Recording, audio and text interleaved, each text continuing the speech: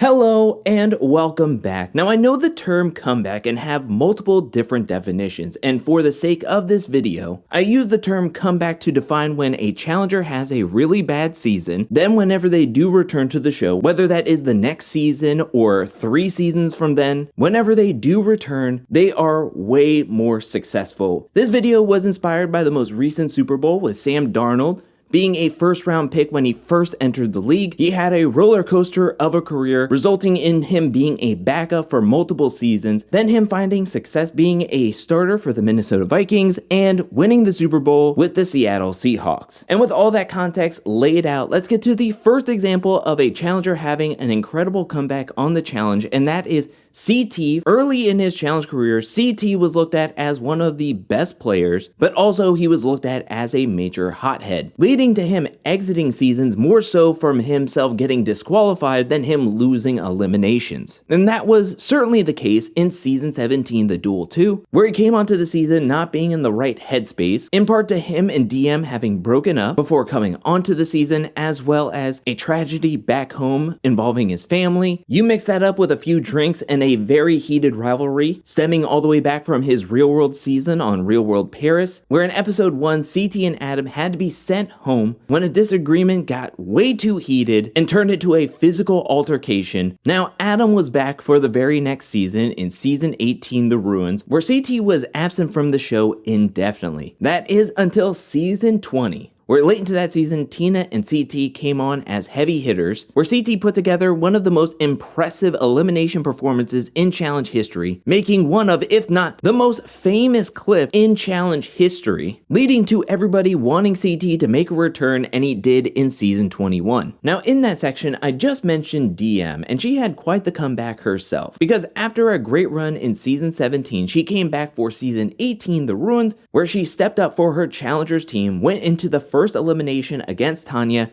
and lost. This was the earliest exit that Diem had ever experienced in her challenge career. She took quite a bit of a hiatus after season 18's exit. She was very busy focusing on herself and her career, and didn't come back to the show until season 22 Battle of the Exes, where she would be paired up with CT. It was quite the roller coaster between the two, but they ultimately started seeing eye to eye late into the season. They made a very strong run to make it to the final. They had a great chance of coming out as victorious, but they ended the season in second place. It's disappointing looking back and seeing that they didn't win together, but this was an incredible comeback for Diem. Diem made her challenge debut on season 12 Fresh Meat, and somebody else on this list that had an incredible comeback also had their debut on that same season, and that is Evelyn Smith. In episode 1 of that season, Evelyn was chosen to be partnered up with Danny Jamieson. Nobody knew it at the time because this was Danny's first season, but his legacy would be cursed of him losing any and all eliminations that he would be featured in. So he and Evelyn were thrown into the first exile to go up against Wes and Casey, where they lost. Evelyn was the first boot in her first ever season. Now, she didn't come back for season 13, but she was back for season 14, Inferno 3, where she had a much better journey showing off her skills, her tenacity, her competitiveness, to where she would make it to the final and help her team win. Another challenge legend whose stories start off with a first episode exit is Johnny Bananas. But I'm not going to talk about his season 13 to season 14 as a comeback. Instead, I'm going to look at his season 15 to season 16. Because in season 15, Johnny was on the veterans team. Coming into the season, he had a lot more friends, a lot more experience in the game, having made a final in the previous season. But when the veterans team lost on a guy's day early, and the rookies team picked Evan to send into the gauntlet, they decided to vote in the smaller, injured Johnny Bananas in hopes that they would sacrifice him to help keep Evan in the game. And ultimately, it worked. By episode 3, Johnny Bananas was hitting the bricks. Lucky for him, he would be back for the next season, season 16, The Island. Johnny had a much better time on this season, getting his key early, then having his key stolen,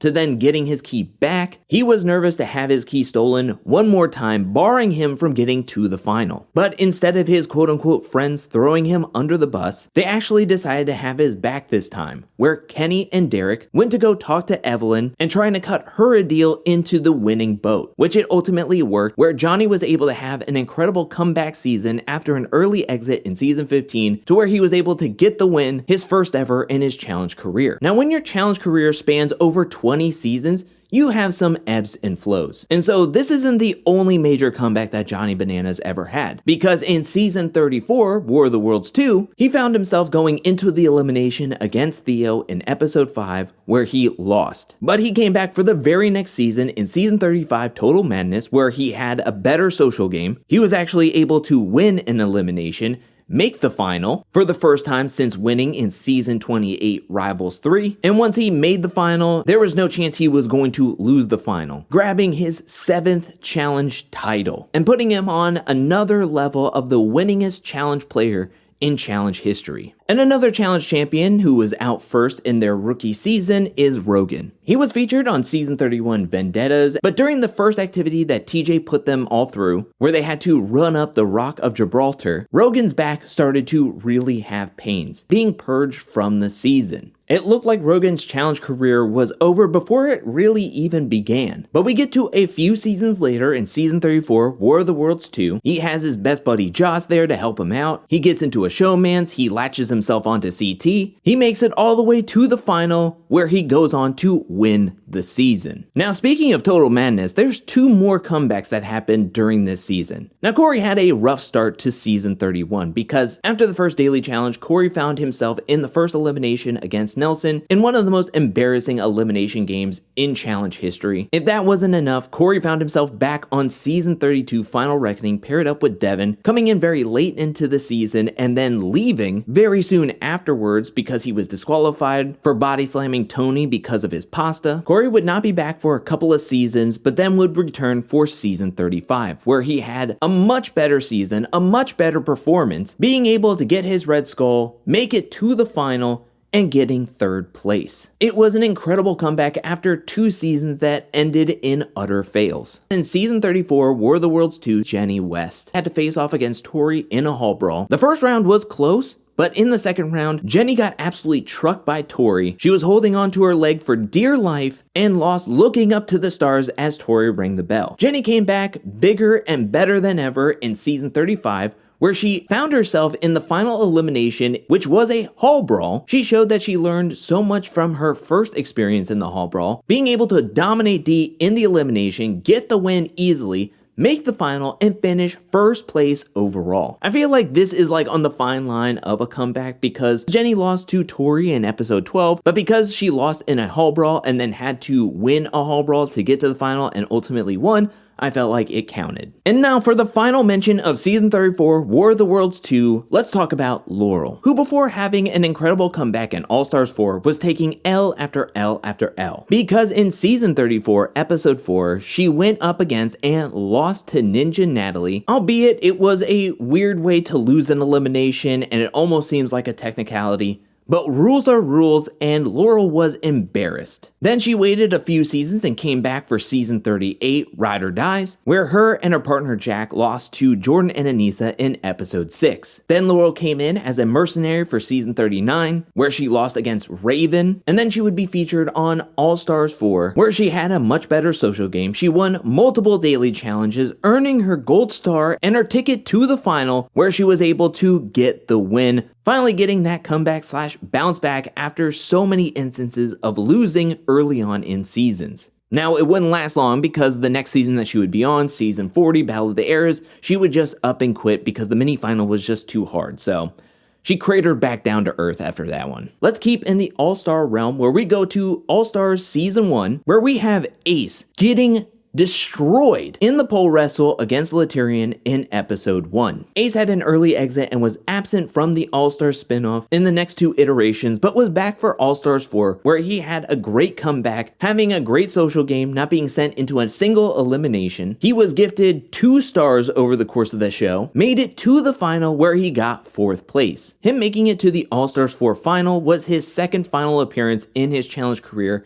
The last time he saw a final was back in 2007 in Inferno 3. Staying with All-Stars, let's talk about Frank, who the last time we saw him on the challenge, where he was on the official cast competing for the grand prize money, was season 25 Free Agents. He unfortunately had to be medically disqualified from the game. He never returned to the show except for as a mercenary in season 31 Vendettas. Then he disappeared from the challenge again and didn't return until 2025 for All-Stars Rivals. On that season, he was paired up with his rival Sam. They were able to win a couple of daily challenges, earn their way to the final, where they finished in 3rd place. One cast member that was on All-Stars Rivals was Ashley Millionaire Mitchell. After winning season 29, Ashley came back to defend her crown in Dirty 30. However, in episode 1, when they moved into the house, she was told that the airport lost her luggage. Ashley was crashing out and wanted to leave. She didn't return to the show until season 32 Final Reckoning, when her and Hunter came in as mercenaries, won themselves into the game. They won a daily challenge, made it to the final,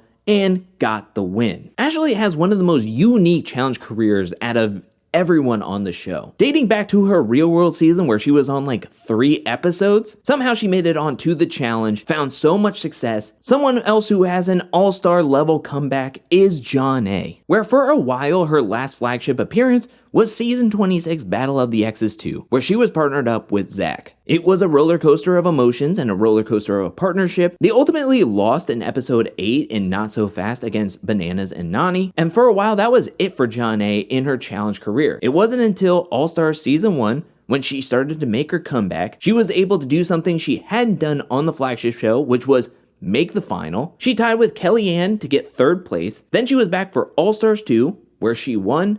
Then she was back for All-Stars 3, where she won. And finally, the best comeback in challenge history is TJ Lavin when he walked out and was able to host season 21 Rivals. Now, during a show back in 2010, TJ had a horrible crash where he had to be taken to the hospital. His injuries were very serious, where he was in a 9-day medically induced coma, had multiple broken bones, and also had to battle pneumonia while in recovery. He was in the hospital for about a month, to where he was released in November of 2010. Not long after his release, he found himself back hosting the challenge. It's tough not to watch the beginning of season 21 and not get emotional. See TJ walk out to the applause and tears of the challenge competitors who have grown to love and admire and respect TJ as the host. But that is it for the best comebacks / bounce backs in challenge history. What do you think about my list? Let me know down in the comment section below. But now I want to turn it over to you. Who do you think out of my list had the best challenge comeback in challenge history? And again, if you were watching this video and someone who had an incredible challenge comeback came to your mind, let me know down in the comment section below. I want to hear what you have to say. And I want to give a special shout out thank you to everyone who supports me over at patreon.com/angelcakevids. Thank you for your support. Thank you for your generosity. Thank you, thank you, thank you. And thank you to everyone who's watching this video up to this point. I'll be back really soon with more challenge content, more content in general. But until then, peace.